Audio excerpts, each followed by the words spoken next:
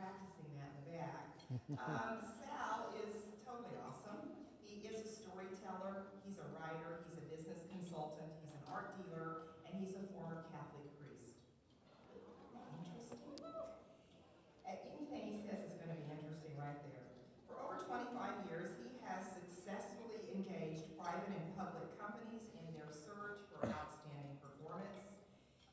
He's blessed with a great sense of humor. We can always use a little humor on a Friday morning, and he can certainly invigorate the crowd. He was profoundly influenced by his relationship with Dr. Viktor Frankl, the author of A Man's Search for Meaning. If you would, please help me welcome Sal to the stage. Thanks, Dan.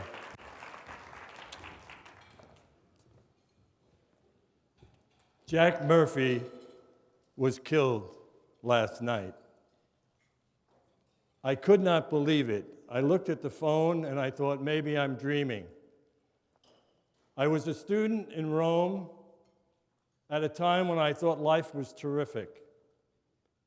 My parents had been immigrants from Italy, and here was their son going back, studying for a doctorate and living in the city of Rome. Now, Jack Murphy was my best friend, and he was 29 years old.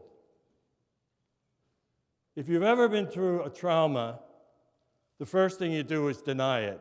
There's something wrong here. This can't happen. Jack can't be dead. But to give you an understanding of why it was such a trauma for me, it would be helpful if you understood what kind of zany, brilliant, wonderful, caring friend this man was. On my birthday, one cold November day, Jack took me to Osti's in New York because he knew I loved the opera. And when we got there was this tremendous line, and it was cold, and all of a sudden, Murph decides he's going to go inside. But before he goes, he turns to me and he says, "Take your overcoat off and put it on your shoulders like the Italians do." I put my overcoat on. He goes into the building. He comes back in about 2 minutes, and he waves me in and he says, "Come on, we're going inside." I said, "Okay, lunatic, what did you tell them?" He said, "Not much. I just told them you were Dr. Tagliareni, the very famous Italian heart surgeon." With that, we enter, and the owner now is running up to me, and he's native-born Italian. Now, I speak fluent Italian, but he's going to know I'm not a native. So he says, "Dottore Tagliareni." I said, "When I am in America, I only speak English." With that, the soprano now dedicates the song to me. I'm in the front table, and I turned to Jack and I said, "What happens if someone has a heart attack?" He says, "Jump on his chest and start banging away." That was Jack Murphy. Now, I preached his eulogy, but any of you who ever have been through sudden death know that is the easiest part. When I got back to Rome, for the first time in my life, I was depressed. I went through that whole phase of life is stupid, all these jerks are alive, and Jack is dead. And at that time, I was reading this book. It's called Man's Search for Meaning. It was written by Dr. Viktor Frankl, an Austrian psychiatrist. And for some reason, I decided this man can help me move my way out of this sadness that I feel. So I called him. I expected to get the 15th secretary, and I said, "I don't speak German very well, but I need to speak to Dr. Frankl." He said, "Speaking." I said, "Well, I'd like to study with you." He said, "Fine, where are you?"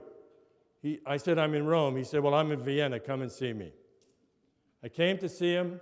I started studying with him, and I went to his room one night, and I said, "Victor, the world is stupid, it's crazy, it's awful." And for 2 hours, I dumped all of my feelings on Viktor Frankl.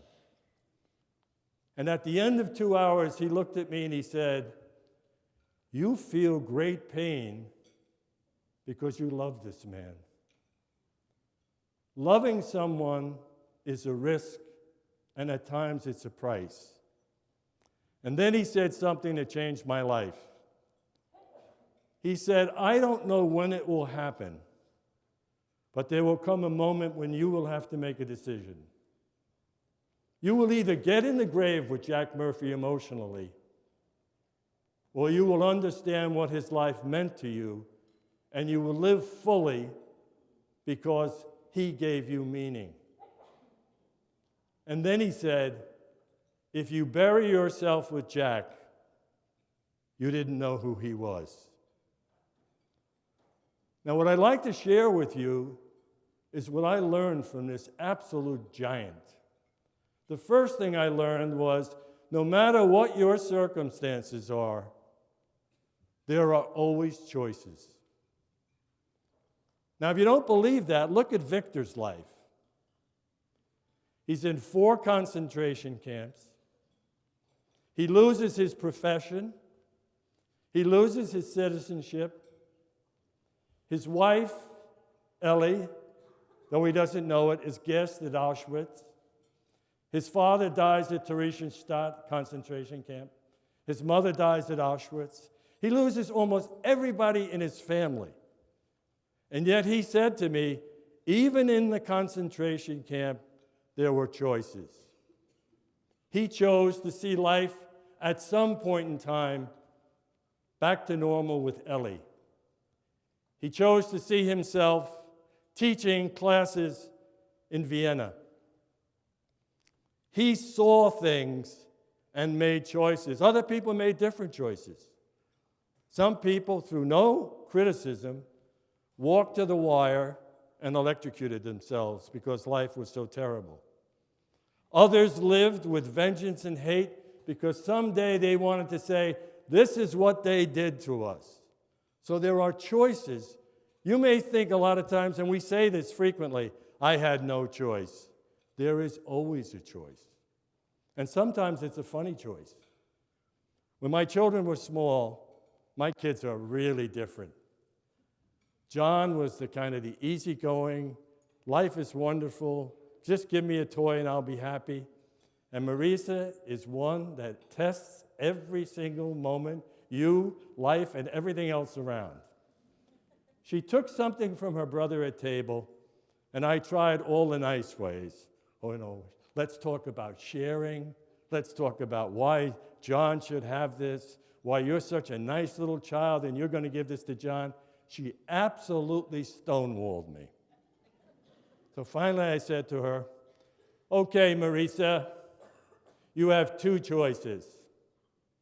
You can give that to John, or I will take it from you and I will give it to John. This little child looked at me and said, I have 3 choices.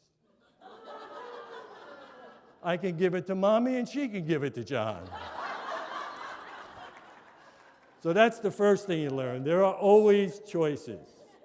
The second thing I learned from Victor is the power of the visual. You know, for a long time I thought visualization was a nice thing, but I didn't buy it. But I started to see it through his eyes.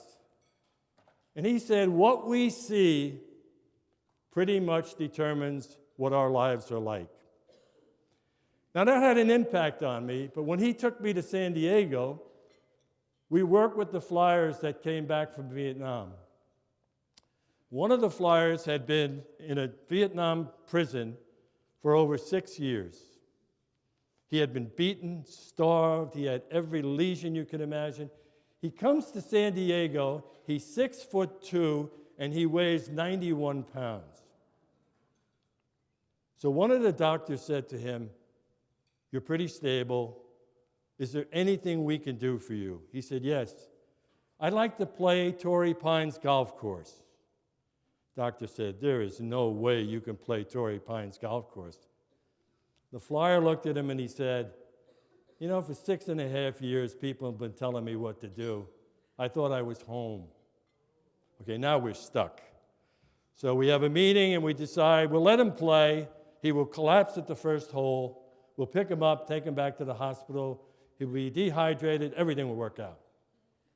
He plays 18 holes of golf. If any of you are golfers, Torrey Pines is a very tough course. He shoots 87. Okay? He's dehydrated. We get him back, and the one doctor comes into the room and says, "This is mind-blowing. In your shape, the fact that you played 18 holes of golf, incredible. The fact that you shot 87, more remarkable. But what blows my mind, because I'm a golfer, is you didn't three-putt one green." The flyer said, "I haven't three-putted a green in 6.5 years." Every day in his captivity, while they were beating him, while they were starving him, he had no other series of talents. He visualized in his mind golf courses. He visualized himself hitting the ball, and that was so profound that this guy's behavior could be influenced by that. But that's the second thing I learned from Victor. What you see has a tremendous influence on your life. And I'll give you some examples of that. One of them is we have a part of our brain called the reticular activating system. If we didn't have it, we'd all be nuts, because it does two things. One is it alerts you to danger. If you're driving down the road and you're going 65 miles an hour, and all of a sudden you have this impulse to pull over to the right lane, it may be because your reticular activating system has sensed that there's a guy behind you coming 100 miles an hour. So one of the primary things about the visual, the reticular, is that it prevents you from harm. You're walking down the street, it's a dark street, there's somebody on the other side, you quicken your pace, or you go into a building. Reticular activating does that. But what is more important is your reticular activating system goes after anything you tell it that is important. I'll give you an example of that. You want to buy a new television set, and you pick up the newspaper and say, "Oh my God, they're having a sale." They're always having a sale. But see, until the minute it becomes important to you, you don't see it. You want to lease a car? Oh my God, nothing down. The minute that your brain says, this is important, it starts to seek out things. So that's the second thing I want you to remember.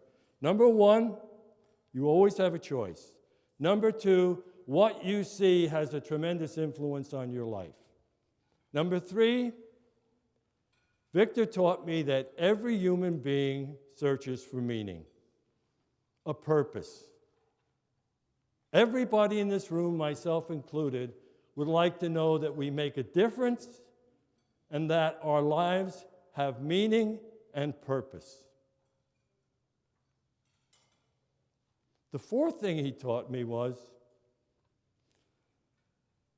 there's a tremendous difference between self-worth and what he would refer to as worthiness. And I'll give you an example. I had the cab ride from hell yesterday. We left Springfield, got to Branson, reasonably good time. We spent 1 hour and a half looking for this place. And I thought we were on candid camera because he kept calling here, and they would say, "Go to the Walmart and make a right." He would go right through the light, and I'd say, "That was the Walmart." Okay? When we finally got here, I left my phone in the car. So now, I've seen every part of Branson, by the way. If you want to know any group that's in town, just call me. I know every group that's in town because I saw every sign 52 times. Now, the reason I tell you that is when I got in that cab on an emotional level of 1 to 10, I was a 10. When I got out, I was about a -11. If you look at your week, you will see that your feelings of who you are and how you like yourself and don't like yourself, it goes up and down. And one thing could trigger it, and you can go into an abyss of misery instantly. It can be a kid, it can be your job. So that's the one part. The second part is what Victor would refer to as worthiness. You are not ever not worthy. You may be at the feeling level. Somebody may make you feel unworthy. But your level of your value as a human being, Victor would say, is steady. You deserve to be loved. You deserve to love. You deserve to be understood and to understand. You deserve to be needed and to need and to make a difference in life. He would say that's steady. You don't lose that. You don't lose that because you feel differently. The next thing he taught me is that don't be afraid of your feelings. Feelings, believe it or not, are your friends because they are the signals of what is happening in your life. If you feel hurt or angry or lonely, those are realities. But what a lot of us do, Victor would say, we deny our feelings. We push them down, we rationalize them, and we are so frightened by them that we never let them surface, and all they really are signals, because they tell you what is happening in your life. They tell you that things are maybe not the way you want them to be, and they tell you that maybe you need to look at where are these feelings coming from, what is their import, and what can you do about them. Now, those are just some of the things he taught me, but I'd like to jump ahead to the whole concept of meaning. If it is true that everybody wants meaning, and by the way, before the internet, we used to get 40 letters a day by people who had read this book. And a lot of them had said, I was going to end my life, I was going to kill myself, I thought things were meaningless, I thought life was hopeless. But since I read your book, I have found some meaning in my life. We all want it. We desire it. Some of us even have a passion for it. But why don't a lot of people feel they have purpose or meaning? One of the reasons is we lose the wonder of childhood. Do you remember, or if any of you, I have an 8-year-old granddaughter, and I'm telling you, and boy, does she have my number. She said to me recently, I'm not falling for that Nanu. She calls me Nanu, which is Sicilian for grandfather. And I tried something else, and she said, that's not going to happen. But watching her through her childhood has been phenomenal. You know, if I knew grandchildren were so great, I think I would have had them first. Yeah. They are not boxed in by all the rules yet. You know, the cow is purple, the people are sticks. This is their level of imagination is incredible. But what happens to us? Somewhere along the way, we lose a lot of that. And we lose a lot of that because of the rules. Now, everybody in this room operates on a whole bunch of rules. And a lot of them, you don't even know what they are. Now, some of them aren't so bad. You know, my mother had a rule: treat everybody with respect, care about everyone. And that wasn't always easy with some of the people in her family. I'll give you an example. My Uncle Rudy. My Uncle Rudy was the most difficult person in the world to like, love, or respect. And one night, we are running him down in the kitchen. My brother, my father, and myself.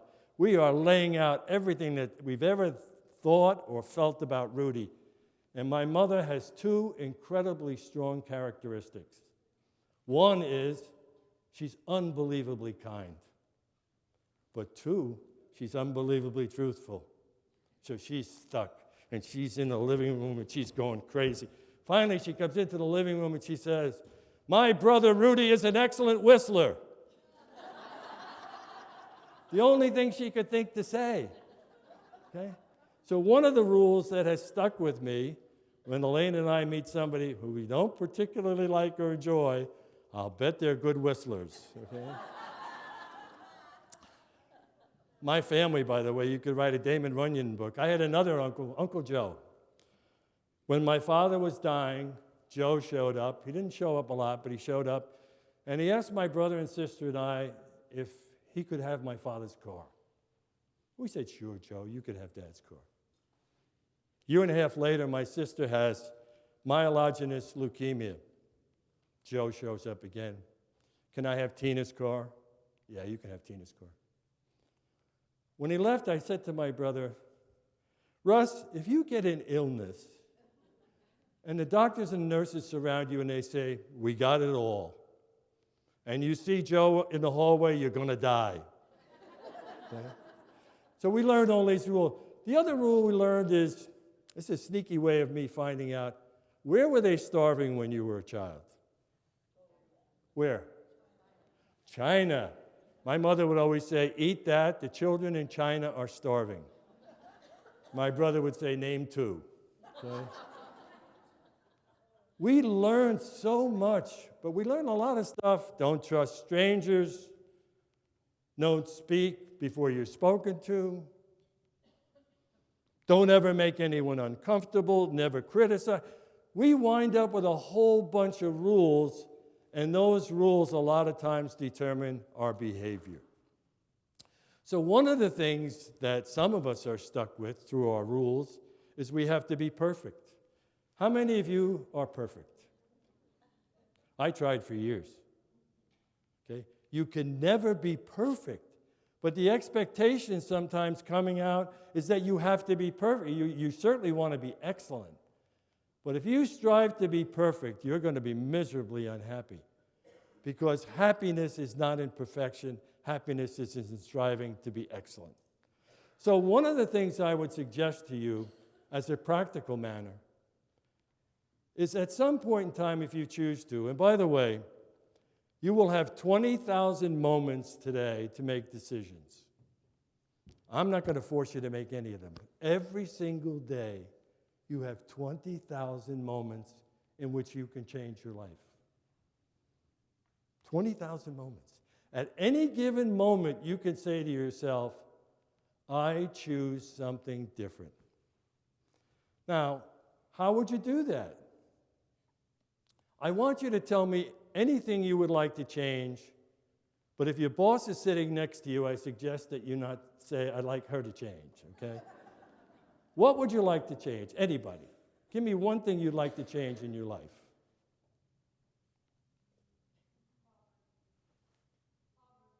Poverty? Okay. Procrastination, okay. Let me give you a couple.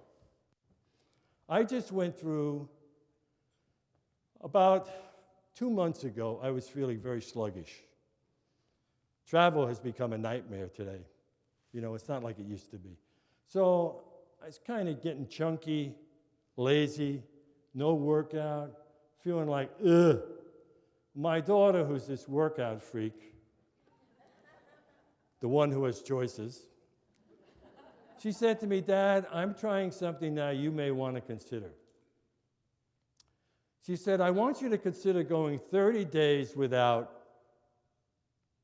sugar, sweeteners, rice, pasta, bread, dairy. She went on and on and on and on, and I thought, oh my God. So my initial reaction was, there is no way I'm going to do this. Then I thought about it, and I thought, wait a minute. I'm really not very happy with the shape I'm in. I'm not talking about the body beautiful. I gave that up years ago. I don't feel great. I don't have energy. I'm not sleeping like I could. I don't get up in the morning with this robust attitude. I'm going to try it. Well, the third day, I was ready to jump out the window. I had a carbohydrate headache that would kill a horse, but I kept going. I did it for 8 weeks. I never once deviated. I'm going to write to the Guinness Book of Records, by the way, because no Italian has ever gone 8 weeks without a slice of bread. Now, why did I do that? The key reason was, and this is the one thing I'd like you to remember, I was dissatisfied. All change ultimately comes from dissatisfaction. You don't change anything unless you're dissatisfied. You know, if you want to exercise more and you start to think about that, you're dissatisfied with the way you feel. If you hate your job, one of the reasons you hate your job is because you're dissatisfied. And so if you think about any change in your life that was made began with dissatisfaction. You ever notice, by the way, when you find out you have bought a new house, how dissatisfied you become with the old house? All those things that you tolerated for years, they start to bother you because, again, getting back to what you see, that's not what you want. That's not what you desire. And what you see is because you're dissatisfied. Now, I would tell you that because you can use dissatisfaction positively, too. You can use it negatively, or you can use it positively. It has the same effect. You can become dissatisfied by seeing something you want. And by seeing that, the more you see it, the more you say it, the more you feel it, it becomes motivation. And motivation is a nice word, really, that comes from momentum. It's movement. So if you want to start to look at things you want to change, and you want to start to look at where is my meaning, where is my purpose, one of the things you want to look at is your feelings, and then you want to start to cultivate your dissatisfaction. Now, a lot of times that's going to make you scared because we are all comfortable where we are, myself included. How many of you have a watch on? Raise your hands if you have a watch on. Take that watch off and put it on the other hand. You know what's going to happen? You're going to feel uncomfortable because you have been putting that watch on for many, many years in the same spot. When I shave, I start with the same thing. I go here, I go there, I go here, I go. We are so routinized, we are so habitualized that we don't even realize we do the same things over and over and over and over again, and they create comfort. We love to be comfortable. The problem is that meaning and life and change and all things that we really want, they're on the other side of the comfort zone. See, life begins where your comfort zone ends. And we get back again to the rules. The rules a lot of times make you uncomfortable, and so you buy into them. Now, rules aren't bad, even though I, as an Italian, view every rule as a suggestion. They're not bad, but they are harmful if they don't have ownership. It's okay for you to say, I don't really like speaking in front of a group. How many of you do not like to speak in front of a group? The number one fear of Americans, by the way. And whenever somebody is forced to speak in front of a group that doesn't like to speak in front of the group, what happens is the relationship between mind and body goes in and they say, good morning, I'm very happy to be here. No, she's not happy to be here, she's happy to be there. Okay? And so whenever we feel discomfort, we want to get back to where we were. And when you get back to where you were, unfortunately, your life does not become extraordinary. Now, this isn't hype that I'm going to tell you. If you look around this room, no one looks exactly like you. No one thinks exactly like you. No one processes information exactly like you. No one has the exact rules that you have. And if you think about that, I could truly look out and say, this is an audience of one-of-a-kinds. Now, if you went into a museum and somebody told you, that's one of a kind, you would be impressed. But we're not impressed by the fact that you are one of a kind. The world has never seen you before. It will never see you again. It will never have anyone exactly like you again. And yet we poo-poo that because the rules get involved and we say, I should be that, I should be that, I should be like that. I'm not smart enough, I'm not tall enough, I weigh too much. We go on and on and on, and we never celebrate who we are. We never see life as purposeful. We never understand that we make a difference. We never understand that there's a meaning, at least one meaning in the life that nobody else can fulfill but you. And so we go through life, and a lot of us are super busy. We're covered with obligations. We don't have time. And so we buy into limitations. Every time we start to step out of our comfort zone, we are reminded of our limitations. I don't have the time. I don't have the money. I don't have the resources. Da-da, da-da, da-da. And what happens is we're stuck. Now, it's okay for you to be stuck if you choose to be stuck. But life has more than that for everybody in this room, myself included. Now, one of the ways you become unstuck is to ask yourself, do I accept the limitations? See, I had to do this with that crazy 30-day thing. I started to run through every limitation. I don't have the time. I travel. There's no way I can do that on the road. Da-da, da-da, da-da, da-da. And finally, I came to the point and I said, wait a minute. Do I buy into that limitation? And the answer was no. One of the ones you will hear yourself say a lot, I don't have the time. You have the time for anything you think is meaningful and purposeful. And we start with the words wish. Wish is a pretty weak word, but we all have them. We wish for something to happen. Probably doesn't happen because of our rules, our limitations, and our lack of comfort. But sometimes dissatisfaction rises a little bit, and we say, not only do I wish that, but I want that. A little stronger word. Still, we're not going anywhere because the rules and the limitations have jumped out again. So we have, I'd really like to have that. And the more you cultivate that, the more your dissatisfaction level is going to go up. But you're still not there. The key word is, what do you choose? Because you have 20,000 opportunities today to choose something different. Now, meaning, by the way, we are unfortunately trip over the concept that meaning has to be you have to write the great American novel. Or you have to find a cure for cancer. Meaning is a buffet, and it's all around you. There will be all sorts of opportunities today for you to find meaning. Now, where do you find it?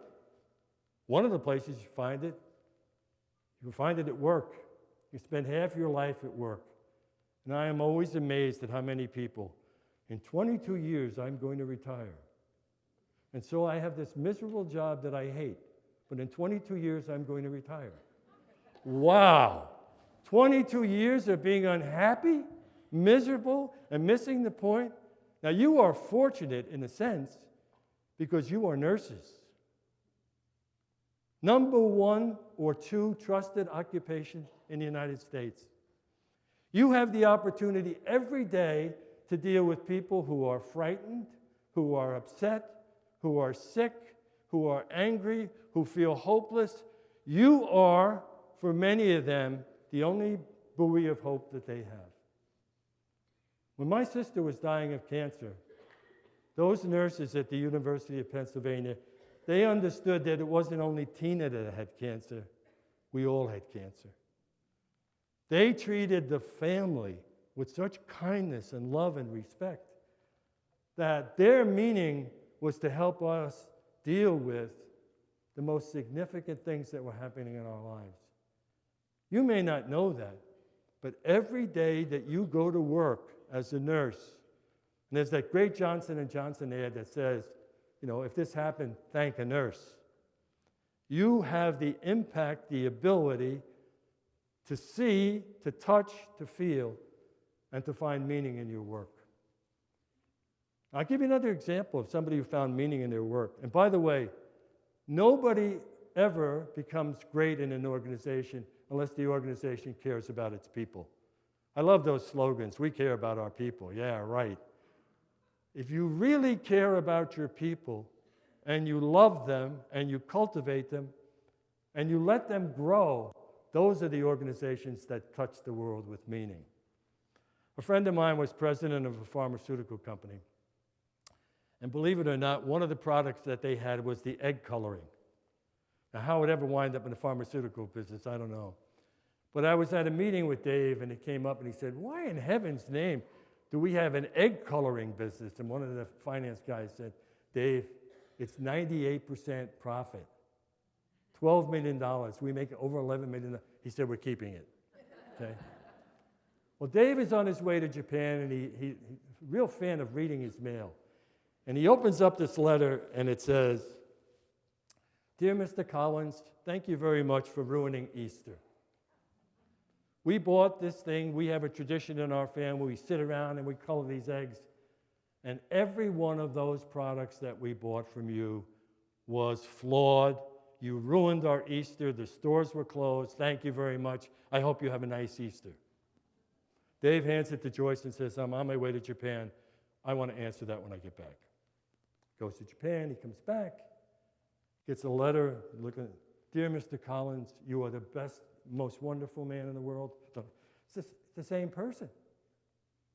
Joyce, after he went to Japan, went down to the store. She got every non-pharmaceutical product that they made over the counter. She got flowers and candy. She drove 100 miles. She knocked on the door and she said, "Mrs. Harkins, I'm here to represent Mr. Collins. We are so apologetic for ruining your Easter." She got it. So one of the places is work. The second place is relationship. What are your relationships like? You know, we are all strangers. Two people fall in love, but they're totally strangers. People go to work every day, but they're totally strangers. What are the rules? You know, you see the world differently than I do. In my family, when you visited, it took 2 hours to get in and 2 hours to get out. And the rule was, if it was moving, kiss it. Okay? Well, if you grow up in a family that isn't tactile, people may say, you know, she's not the warmest person in the world. That doesn't mean anything. My father-in-law, Irish background, was one of the kindest, most generous, wonderful man I ever met. But he wasn't comfortable with touching. And so you had to know what the signals were.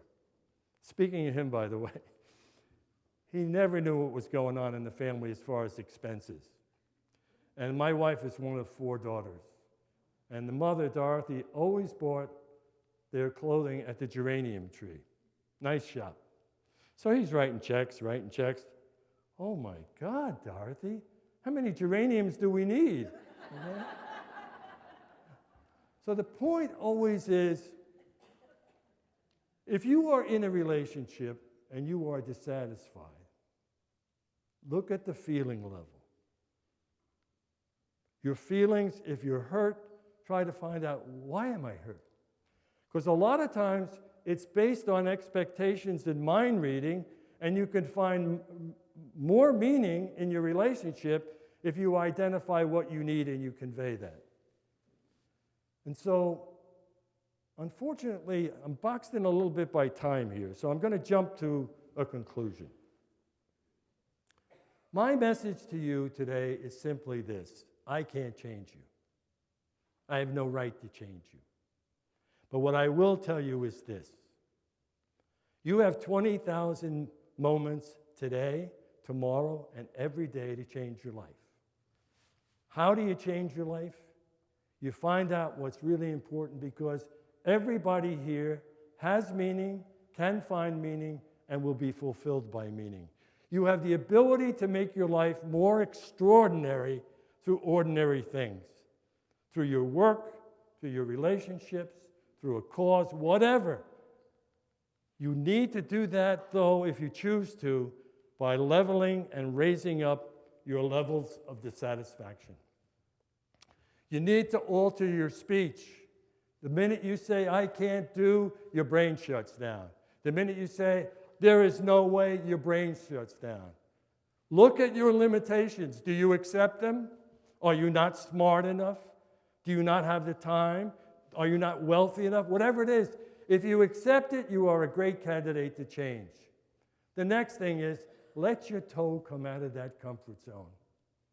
Life is on the other side of that comfort zone, and fear of failure, which we've all experienced, is the most immobilizing thing in the world. Failure is nothing more than feedback. We have all failed, but failure is feedback. The minute you cave and say, "I'm never going to do that again," failure has owned your life. Don't let failure own your life. And I'll give you one example. I wrote this book, and I got a 3-page letter from an agent, and he said, I love this book. And he went on and on and on and on. And at the end of it, he said, but I can't represent you because you are a nobody. Okay? If we let those words or failure in our lives kill us, stop us, stifle our souls, we miss the point. Your lives are not ordinary. They are extraordinary. You are one of a kind. If you choose to change your life, you are never too old, you are never too weak, you are never without resources, and there are choices. Thank you.